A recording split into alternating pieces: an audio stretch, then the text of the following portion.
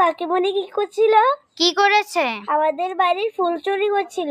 ও আচ্ছা, চল তাহলে মজা দেখাচ্ছি ওকে।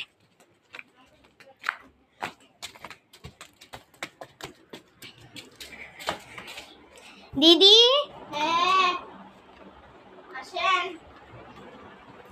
আপনি আমাদের বাড়িতে ফুল চুরি করেছেন কেন? এটা আবার কথা? ও, তো আমার মেয়ে দেখেছে, আমাকে বলেছে এসে।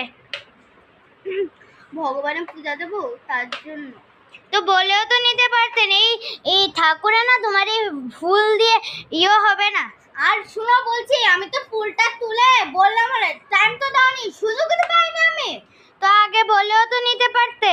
হ্যাঁ ভালো আছে, যাও যাও। যদি বলেই নিতে তাহলে তো ভেগে যেতে না। আমার মেয়ে সব বলেছে আমাকে। আর যদি না হয় এসে গেছে ঝগড়া করার জন্য। হ্যাঁ হ্যাঁ, চল রে মনা।